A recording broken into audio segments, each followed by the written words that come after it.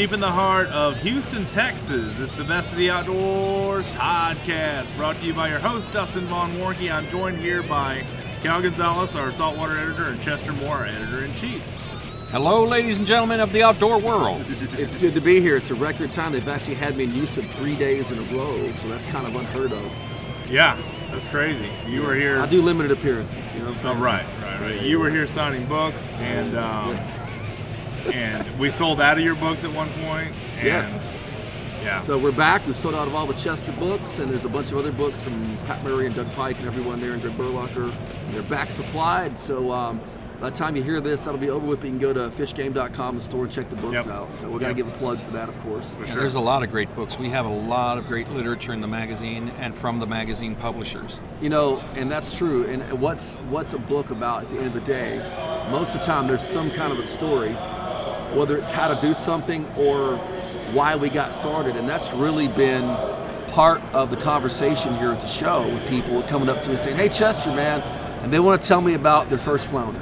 Right. Or their biggest flounder. And I was thinking maybe it'd be kind of cool to just start off talking about the fish that made us want to fish. That's a great idea, you know, because you look around here and you look at all these people who are here, they're walking the aisles, they're stopping at the booths, and they all share one common thread, and that's that they all love to fish. Yeah, and it's a unique thread, and there is total diversity here. And it's really interesting to me because I see the demographic has shifted a lot. It's a lot different looking bunch of people than you would see even a decade ago. That's exactly right. So it's definitely a shifting, forward moving industry. But just, you know, thinking about fish that made us want to fish. I mean, I could go on for 2 hours about that deal. I know you could. But for I want to ask, this is his podcast, but I want to ask him, because podcasters are the worst about asking themselves questions. True. Right? I'm pretty good on this show, I think. I'm going to grill you. Yeah. I'm going to grill you. You got to answer all the questions. Because yeah, okay. That's Name? Dustin Von Warnke. How do you spell Vaughn? Vaughn. We don't care what. It doesn't Okay, matter. It doesn't matter what your name is anyway. All right. That's the truth. You didn't get. Me and Cal got that one. Yeah. But that's a rock That's not thing. my real name. That's a rock thing. But so you know, I know that you're not as hardcore a fisherman as we are, but you love to fish. I do. Yeah. So what was kind of the fish that got you attracted to fishing? Was there a time or something you saw in a magazine or anything like that? I got hooked on my dad's bass fishing. Okay. Oh, yeah. He was a semi-professional. He would run like the Home Depot and McDonald's circuit, the big names back then in the 90s in South Central Texas, San Antonio, down south of Falcon, and your Amstead and those kind of lakes. And one of the best stories that I have is when I was learning to side cast with the SIDE side. And I had this mouse that had 2-prong hook on it, and I hit him right in the back. You can't do that. You can't hook a mouse. No. It was an artificial that's mouse. That's unethical, You're going to have the PETA people calling us, you know? What have I done? But no, it's a plastic. It was a mouse lure. They do it in Mongolia, by the way, for pike. Right, Yeah. Musky. Go ahead. Sorry. Pike and Timon, those big old trout. Yeah. All right. Ladies and gentlemen, and PETA, please do not write us to complain about us using mice It for was bait. an artificial mouse. It was an artificial mouse. That's where I was going with it. I just want to be clear. I'm an editor. I got to be clear. Yeah, exactly. I figured most people would have figured that out. But anyway, it caught him right in the back. It looked like a snake bite. It was one of the best fishing stories. He was not laughing at the time, but he still tells that story today. I mean, bluegill fishing with my dad on Lake Dunlap, where I grew up. Yeah. I mean, just those are formative memories that made it into the fisherman that I am today. I don't fish as much as you guys do, but I do definitely. That was my first love before I got into hunting. Yeah. I got you. So your first favorite fishing memory is hooking your dad? No. That's love. That's love. Deep, Why man. did I know that Chester was going to go there next? Well, I mean, come on. You brought it up. I'm a journalist. To use a live mouse to hook your dad. No, You know, that's just, okay, wow. that's not right. Golly, man. Maybe he is more hardcore. Did you sharpen its little claws? Did he use his teeth? So to our listeners, we want to start doing these podcasts with the three of us on the regular. Right? If you like that, email us or fishgame.com. Tell us that's a good idea. If you don't like that, we're still going to do it. Yeah, that's right. We'll do it anyway. Because, ladies and gentlemen, you can't keep these alligators down. Didn't you say that earlier this week? Yes, I did. That's the saying of the day. Yeah. But in all honesty, that's cool that your dad was fishing the tournaments, semi-pro level, and it kind of inspired you to go out there and fish. Do you remember what your first fish was? The very first fish? It was a bluegill. Okay. And it was right around when I was like 5 years old. Caught I on think a the mouse. first no, it was not caught on a mouse. It would have had to be a piece of a mouse because they have small. No, I'm not gonna Or a go really there. big I'm not bluegill. gonna go there. Yeah, a really big bluegill. But no, it was a bluegill. And then when I was 2 years old, my dad still tells the story. I caught a minnow in a bucket, and that was my first fish. He always tells that story. Oh, that's good. That's pretty cool. Yeah, That's good, man. that's good. What a great way to start off. That's awesome. Yeah, for sure. So what about you guys? Well, with me now? Okay, well. The headliner's got to go on last. You're the mid-card oh, guy. of course, yeah. Of course. You know. We're live, ladies and gentlemen. Yes, we are, baby. Anyway, well, my first fish, of all things, again, it was a bluegill. Yeah. Caught on a piece of sausage. Okay. What had happened was that we were going to go visit my aunt. She lived in Brownsville, and she lived in an apartment complex that was right next to a resaca. Mm-hmm. And we had been at Monkey Ward the night before, and on a whim, I had bought a box of hooks, just because they were there. And the next day, my dad tied a piece of line onto a paint stirring paddle, and he tied the hook onto it, and he gave me a handful of sausage pieces, and he said, "Go down to the resaca and see what's there." So I said, "Okay, why not?"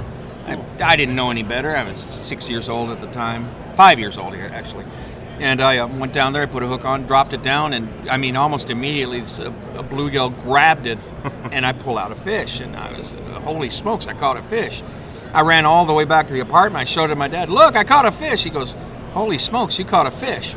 I went, "Yeah." And then he asked the question. He asked me the same question 15 years later when he had me catch an armadillo by the tail. "What are you going to do with it?"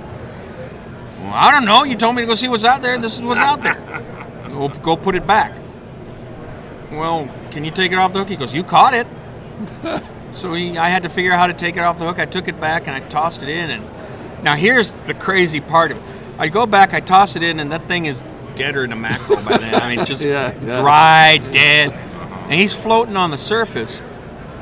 His dadgum alligator guard comes up and snaps it up and swims off.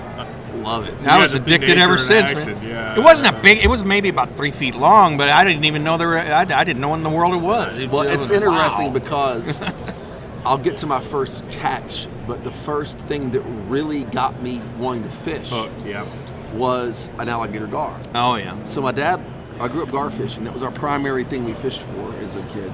And my dad, sitting on the side of the road at Cal Bayou, what's called the Swing Bridge, between Bridge City and Orange there, caught a 7'2" alligator gar. Oh, that's a nice gar. It weighed 196 pounds. I jumped in the bed of the truck. I was scared, but like enamored. And I named it Moby because I'd just seen Moby Dick on cable, early cable with Gregory Peck. Oh, wow, yeah. And named it Moby. And here's, now that my father's gone, God rest his soul, miss him so much, and the statute of limitations has ran out, I can tell you he caught it on a 3-pound largemouth bass.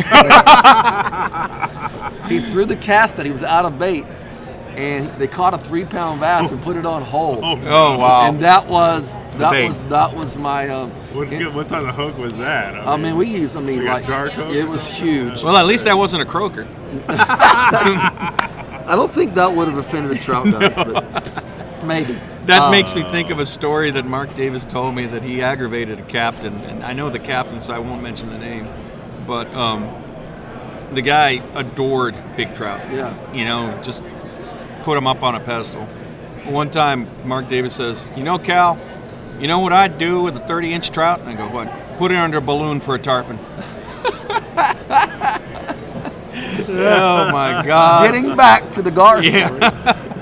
That really got me into it. I don't remember my first fish, but I remember fishing at the Port of Orange and was told it was a croaker.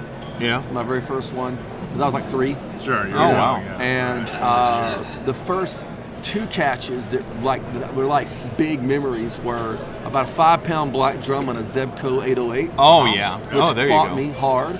And about a 5 or 6 pound channel cat in the same, close to the same area that I caught gar. So that really got me into fishing. I mean, I remember sitting in my dad's lap. I've talked about before on my radio program, More Outdoors on News Talk 560 KLVI, as well as in the magazine, about a scrapbook I had for hunting and wildlife. Right. I cut out sports and field and outdoor life and Texas parks and wildlife, but also the fishing when I cut out like saltwater sportsmen and other pictures. And I remember sitting in my dad's lap and doing that, and a picture that really inspired me to do something I've never done to this day, but I will do. There was about a 15-foot black marlin, they call it in the Pacific, and putting it in a boat, and I was like, something like that exists? Yeah. So that was, my white whale was a gar named Moby. So there you go. There you go. Did you eat Moby? Moby didn't make it. There you go. Yeah, this was before, look, this is like 1977. Okay. So when I was 4 years old, so catch and release was not in the vernacular of Wasn't when I was growing up. Well, we're about the same age. Catching hot grease, baby. And that gar's great. So, oh, yes. But it was a lot of fun. And it's ironic that the guy who is probably the most outspoken conservation writer in the state started off his fishing fascination by my dad using a 3-pound bass for bait. There's got to be some irony is something in that. else. That's wild. Yeah. Well, I had a. Oh my it was gosh. legit. Whole 3-pound man. What did he hook it through? The nose or the? I don't remember, but it was a 3-pound bass. It's a no-no. Anyway. He made a harness for it. Oh my God. Bridled it, just like they do for tuna. Bridled it right through the nose. It died a quick death. Yeah, there you go. But actually, I had a fish like that, an oh my God fish like that. And again, it was an alligator gar. And same at Osaka, about 4 years later. No, it was 1979 actually. It was right after Hurricane Allen. And my dad put me on a canoe. We were on a canoe in the middle of the Osaka just paddling around, and we were passing what we thought was a big log. And it turned out to be about an 8-foot long alligator gar. As we got closer to it, the thing rolled and just dove. And I saw that fish. That was my oh my gosh fish. I mean, and it's an amazing that how much of this has come around gar at this show. Yeah. Because I've had multiple people come up to the booth and talk about gar. And I had a guy come up. I had written about a gar. If you lived on the upper Texas coast, Houston area, maybe even in Texas, a big destination to the 60s to the early 90s was Ciarama in Galveston. Yeah. It was a marine park. Oh, yeah.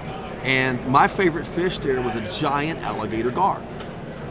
And I wrote about this. What happened was, in the 90s, after it closed, I was at the Aquarium of the Americas in New Orleans doing some photography at the aquarium. I've been there before. Yeah. And me and my wife Lisa are there, and I see this gar. And I just tell her offhand, it looks like the gar used to have at Ciarama. And the worker next to me goes, that is the gar that used to be at Ciarama. Oh, wow. Wow. That's so, cool. Fast forward 11, 12 years, we're at the Mandalay Bay Aquarium in Vegas. In Las Vegas. And I told Lisa, I said, I can't believe it. I think it's the same gar. And found the manager, it was the same gar. It traveled. Yeah, he's a worldly fish. It lived from Ciarama. They moved it, and then the next year I went back for business, and it was like in treatment. It had been hurt or something or sick. It was really old. I heard it had been in captivity since the 30s, and one of the guys here, I think it's one of the Galveston charter guys, knew about that gar and told me he knew somebody who worked there, and his name was Igor. Igor the gar. But people are Or is asking it about Igor? stuff. If you're a young Frankenstein fan, is it Definitely not an Igor. Only if he has something to do with the eye. It was the old. It was the old school. But once again, powerful memories, Yeah. And you can make these memories come true by taking the kid out there fishing. And you heard bluegill a lot here, or croaker for my first croaker, fish. bluegill, sheep's head, all these, these are, and ironically, a lot of the fish that are mentioned by a lot of these anglers about their nascent experiences involves what other people would call trash fish. Exactly. So or I'm smaller fish. I'm at a lodge in Louisiana about 5 years ago, and there was an opportunity to flounder fish. Yeah. And I say, dude, I'm definitely gonna do the flounder thing this morning. And I said, plus everything's a trash fish, but a flounder and a crappie, which I'm serious about. And dude hollers out. A guy goes, hell no! alligator guy in a trash fish. There you go. You told that story to a reader. Yeah. So once again, just it's the spirit of it's fun. Yeah. And being able to please don't take your kid fishing for the first time Carolina rigging for bass or topwater fishing for trout. Yeah. I mean, how horrible would that be? I've seen it happen. I've shared this story with you actually, Chester. One time, my wife and I went out fishing for sheepshead. It was actually this time of year. Yeah. And we caught our limits of sheepshead, and beautiful fish, 3 to 5 pounds each, with one that went 8. And we stopped at White Sands Marina to fillet the fish. At the same time I was filleting the fish, this boat comes in with this man, his buddy, and his 8-year-old son. And they had been fishing all morning long, throwing topwaters for speckled trout. They caught one trout. One trout, and they had the kid out there with a spinning rod and reel trying to learn how to throw topwater. And you could tell the kid had about as much fun as he has in the dentist's chair. And getting braces or whatever. And he comes over and he's just staring down at my cooler full of sheepshead. Now, which do you think he would rather have done? The cooler we full. talked about this before, and the thing, I don't know if it was in the last show we all three did. I think it was actually. But dude, I mean, the thing, like one of my favorite things to do for easy wins is bluegill fishing with my son. Oh yes. We have a little regional park that's at in northwest Austin that basically we just go down to. It used to be a holding pond for Texas Parks and Wildlife, so there's a lot of cool stuff down there. And it's a good carp lake, it's a good catfish lake, it's a decent bass lake, and there are a lot of little bass in there. But we caught he caught his first bass down there, just a little one with an earthworm. We mainly go down there and catch bluegill. Now I take him bass fishing off the bank in that little park. Yeah. And but we don't catch a whole lot because we're throwing artificials, but I'm teaching him how to cast. My whole point is though, if you want an easy win with your kids, sheepshead, bluegill, any of that stuff. And kids. Little children are all about the easy win. They need a win. I believe very strongly, sooner or later, a kid has to learn you don't always succeed even when you put in your best effort. Yeah. But you don't have to teach them that from the very beginning. You can almost always succeed unless it's really cold outside on the bank with a bluegill or you can't go wrong that way. No. And you want them to want to come back and fish some more. That kid that went topwater fishing with his dad on a really tough day, do you think he's going to want to go the next time? No, definitely not. I'd rather. On the hunting end of things. Yeah. It's like, dude, take them on a really easy duck hunt or a squirrel hunt. A squirrel hunt. You know how my first hunt was rabbit hunt with a headlight at night, which is there legal. You go. Even though I'm from East Texas, and I had to make sure and separate legality and spotlight. Yes. We never spotlighted deer. Right. I promise that was a no-no in my family. But a spotlighted rabbit at night. When I shot that rabbit, you'd have thought I was Peter Capstick in the long grass of Africa. There you go. That's great. That's awesome. With the lion. I came home and posed for a picture with that. It was death in the long grass, baby. and I was like, great. But it's the memories that are forged, and it's. Yes. I am, and I'm not just saying that, I am one of the most grateful human beings I've ever met in my life. I literally thank God every day for specific points about different things, especially like access to what I get to do. But even in that, working in this profession, just getting the blessings we have in America for fishing and hunting, it's easy to take things for granted. And I want to see the stuff like I saw it when I was a kid. That's how I want to see it. I want to see it like that too. I want to see the pure end of it. You know what I mean? Yeah. The innocent end of it in a way too, as far as the the way that goes. I do not begrudge how a lot of anglers fish. If you want to be a fly fisherman, God bless you, be a fly fisherman. Sure. If you want to fish exclusively with top waters, God bless you. You go for it, man. Knock yourself out. But there is something to be said about the angler in the faded cutaway shorts. Yep. The old beat up Converse sneakers and a short sleeve Dallas Cowboy t-shirt sitting on the side of a bank throwing chicken livers for catfish. There's something to be said about that. And Cal, Chester and I talk about this all the time. What we do at Texas Fishing Game, and everybody that's listening to this, it's accessibility. Yes. It's making it definitely doable for the working man. It's making it doable for people that don't have a ton of money and can't afford a boat in some cases. Chester and I are both bank fishermen and that kind of stuff. And just it's about making it for everyone. I mean, that's what the magazine's always been about. It's the working man's magazine. Take a look at our photos section. Right. Take a look at all the different fish that have been caught. Good point. And what they're wearing. You know, yeah. we have had pictures of children holding a hardhead catfish because it was their first fish. Absolutely. You know, we have had pictures of people holding a stringer full of bluegills. Yep. Right. You know, it isn't just about catching trophy fish. It's about being out there in the outdoors with your family, with your friends, with your loved ones, and like Chester and I have said before, I mean, sharing the gifts that the good Lord has given us. Right. You know, because honestly, we're not going to be here for very long, and you can't take it with you in the end.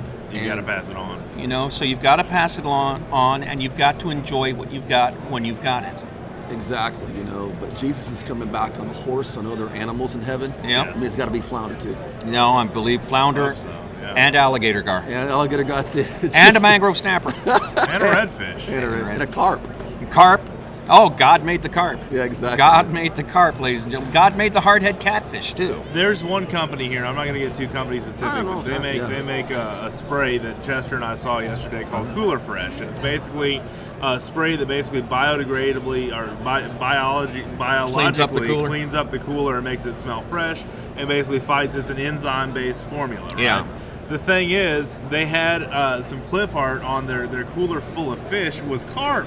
There And you they go. didn't even know Really? what they were. And Really? And I said, "Why do you have it?" That's a perfect Wow. imagery Yeah. of something that stinks bad when it gets old. Oh, carp. gar, hardheads, gaff top. I mean, Skipjack. Oh, Oh, that might be the skipjack. worst. Shad. That'll But make some serious funk. They were kind of like, but they're a new product. They're trying to get picked up in some stores and stuff now. But I kind of thought that was kind of cool. That's one of the things I just wanted to mention that I saw on the show that was No, unique. that's great. Because That's really cool. Have y'all ever had the situation where you have a mildewy cooler because it's set out too long? Yeah. Dude, Too I have close? left Menhaden in my cooler Oh for my 3 God. days in August and forgot about it. Oh. So let's not talk about smell. I can top that. Pogies. Uh-oh. I can top that. Oh, no. Try cast netting It's getting ready for for mullet, this. putting them in a cooler, telling someone to take them out of the cooler and freeze them, No. and them not doing it, and then you For how come back. long? Wait, like I'm every good listening. Mexican story. Wait. Then you come back from iCast, and you see your cooler, and the top of the cooler is slightly cracked, Because it's bowed out. and there are maggots Yeah. just making a nice line I told straight you up guys the this was side getting of to the be cooler. Gross. I didn't even open that thing. I just sealed it shut, put it in the back of my truck, took it to the landfill, and left it there. As far as I know, Was it it is an still extreme there. cooler? Huh? Was it like an extreme cooler, like one of? It was a these Coleman. Okay, all right. It was a Coleman. It wasn't super duper expensive. No. But it was still your cooler. Yeah. And you gave the guy instructions, and there you go. And that was my son. That's my boy. Instructions. Yeah. From your Yeah, son. so if you're listening out there, Yeah, yeah. So love Calito, you. gotcha. Yeah, we got you. Yeah. Still No, love. yeah. And it was one of those really hot Julys that we had a few years ago where it was like 108. Yeah, it's just stuff started growing in there, Oh man. God! I mean, I'm sure that. I'm sure it was something Mullet. out of a John Carpenter movie. That's another slimy fish. No, man, that was I didn't even want to look. I just was not going to. No. I can smell it from here. That's all I need to know. Yeah. The cats were coming up to me because there's something wrong with your cooler, I man. can smell it back in time from the podcast. Well, and Dude, it was a smell you could taste. And speaking of that, these guys did the demonstration with the cooler stuff. Is they sprayed chum on a like a paper towel. You Yeah. smelled it. They sprayed this stuff on top of it, and knocked it out? It knocked it out. That's It smelled cool. I just kind of thought it was something. I would like to see what it would have done to that cooler. Yeah. That would have been interesting. I'm sure the spray would have stopped in midair and said, no. No. We straight did no. not sign up for this. Yeah, exactly. So, what is the most embarrassing thing or craziest thing that ever happened to you guys while you're fishing? You gotta preview us with these We- questions. Oh, Chad. No, my. you don't. That's how true journalism. You popped the Oh. So here's the deal, Dustin. You've already kind of hit us with yours, man, right? You're You right. hooked your dad. You're right. Yeah. That's That was embarrassing, by the way. sure. And he laughs at it today. Well, today, but probably wasn't so. No, it was back not then. funny back then. All right, you two then, since I've given mine. All right. I'll share mine. Oh boy. It involves my eternal beloved, Sandy. You realize she's a Yankee. Yeah. She's a Michigander. Oh, I didn't know that. That's cool. When we were engaged, she came down to meet my family, stay a week during the holidays. And one of the things I decided to do, we're going to go fishing. And so I took her on one of those little party boats. Yeah. That goes around the bay, and you catch sand trout, and you catch whiting, and you catch croaker, whatever's biting. Right. And so we're fishing, and the sand trout were really biting. Yeah. And let me preface this: this is not as embarrassing as it is humbling. So we're fishing, and she catches a nice sand trout, and so I hand her my rod, and I start taking the trout off of her hook, and as I'm doing that, she gets a bite on my rod. So I reach over to grab my rod. She goes, it's my rod, it's my fish, and she reels it in. And so I put the other one on the stringer, take that one, cast hers out. I'm taking the fish off my hook, which is now her hook. And as I'm taking the fish off mine, she hooks a third trout in the space of about 30 seconds. 30 seconds, yeah. Reels that one in. I cast mine out, and she turned, honey, will you take this one off? And I just look at her, and she smiles at me, that smile. You've seen her smile. So I take this, and as I'm taking off this third trout, she hooks a fourth trout. I let her take that one off the hook. She's catching all the fish, and you're doing all the work. Yeah, pretty much. I started figuring out how our relationship was being defined. You teach people how to treat you, right? Isn't that true? Yeah. No kidding. No, but I love my wife. She's the greatest thing in my life, man. She's held me together these last 3 years. But I love fishing with her, That's great. But that's one of my favorite fishing memories right there. It's a little embarrassing. It's very humbling, but it also told me she's a keeper. No, there you go. Good stuff, man. Jasper, what about you? Well, me and my wife and my dad were out at the Sabine Jetties, and we were doing a photo shoot. Like every fishing trip of mine turns into a photo shoot at some point because I'm in the outdoors business. Right. So I'm trying to get, content, baby, content. It's a ticket. And we had caught some stingrays and stuff, and I was going to. I needed a shot of me gaffing one to bring it to the boat. Okay. The story was working on was about that stingray can be pretty good to eat. So I was going to show the gaff they and are. everything like that. And then I had a picture of Lisa fight. I was photographing her fight hers, and I got like up top on the boat and shooting down. You know what I mean? Get all that cool stuff. Well, I re-gaffed it after I brought it in the boat, put it back down the water for the shot, right? And my dad said, I don't know if you did that real well. It'll be all right. So I get ready, and I heave ho, and I ripped right through the stingray. And we lost the rest of the photo. Oh, my gosh. Same area. I'm filming with Lou Murillo for a DVD that we did back in the early 2000s. And it was released hunting and fishing DVD around the world. And we were at the Sabine Jetties again. That was on the channel side, and on the Gulf side now. And I had a big rod rigged with like 150-pound braid. Oh boy! And I remember him looking at this thing. He goes, "Is that a little overkill for what's going on?" And I'm going, "I don't know, man." And I remember putting it in the rod holder, and I'm thinking that morning we had fished, and we were getting sharks short strike us. Oh boy! They come and just grab it and let it go. Yeah. And I was like, I think that, you know what I'm gonna do? I'm gonna, if a shark picks it up, I'm just gonna make him get mad at it. Yeah. Sometimes you gotta tighten the drag up just a little bit. Yeah. Make them hook themselves. Yeah. So I don't have the part of me picking it up. And so we did this, and I put it down, I tightened it up, and said, I'm gonna tighten it a little bit more. True story. The thing bends, doubles completely over. Oh, no. And the fish, whatever it was I think it was probably a 300-pound ray or something, broke the rod holder out off my friend's fiberglass and took that and put a hole in his boat. Oh no! And you lost your rod. And I lost a $300, $400 rod. I lost my dad's $400 rod. Oh no! That was his big stick. And then another one because I have many. I've got a few. I was in Venice, Louisiana with Mark Davis, Big Water Adventures. Good old Mark. And I forget the guide's name now, but we were down in one of those lodges, and we went to go catch redfish, but it was shark migration period in October, where they're all migrating down the coast. And we were sight casting to 5 and 6 foot blacktips. Oh boy. It was incredible. I had about a 5.5, 6 foot blacktip. And Mark has a technique for getting it out of the water, and we got him out of the water, I'm handling it. and the shark flops as I'm doing the commentary, and it bites a hunk out of the guide's console. Oh no! And that footage is out there on. I should not be laughing. My at this, gosh, but this is Chester, good. you are a destructive man when you fish with people. So there you go. That's Chester's embarrassing. That moment's on YouTube somewhere. I've got one actually that is one that I still have not yet to live down. I was fishing with one of my good friends, Marina Alvarado, and he had caught a trout, and his then fiance took a picture of him holding up the trout, and I was in the picture. Right. And later on, he's showing off the picture to his students in class and to his principal, Dr. Delorme, and he goes, yeah, and that's my good friend right there, Gonzales. And Dr. Delorme goes, what is he doing?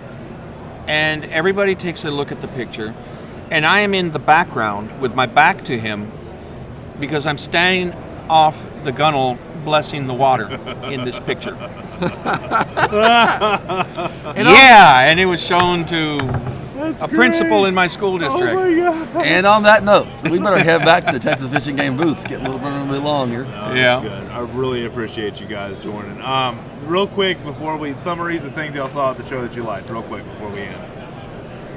You go first. I didn't see a lot yet because I've been at the booth. I know I've been That in the booth collapsible listening to it, hat. too. Okay, the pop Yeah, hat. the collapsible Right. hat was great. I did see Oh, the I love that. collapsible hat. It's awesome. David, who started that whole thing, came by the booth today, and it can fit in your pocket, and it folds out to a nice long Nice brim big hat. Nice sun big, hat. Big sun hat, exactly. Yeah, so that's something I noticed. I really like that hat. The company Mang, yeah, Mang. yeah, that are doing. If you buy one of their shirts, it's really cool. They got Or any product. Yeah, what any they product. said, They yeah. plant a mangrove. Oh yes, that's true. That's, right. That's They're right another across great from one. us, so we've got Yeah. to learn more about Very it. And they got really conservation-oriented. cool looking shirts, great artwork. They got like a manatee. They've got turtles, sea turtles. They've got redfish over there, snook, permit. Yep.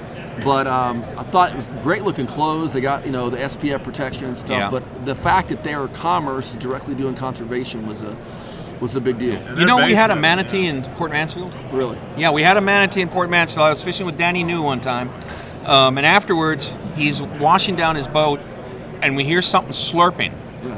and we're looking around. What in the world is that? We look out the back of the boat, and there is a manatee there drinking the water as it's flowing off of the boat. Getting fresh water. Yeah, so we start feeding him fresh water. Within a week, Texas Parks and Wildlife had put a no-wake manatee zone sign in the middle of the bay of the harbor. I've seen that sign. Yeah. Now that dadgum manatee is not there anymore. I think he moved back to Florida. He was a winter Texan, but they still have the buoy. Well, he might come back. We got to protect. You it. never know. Right, you got to protect it. It's got its own Texas area. I don't know. He might be afraid of the drug violence too.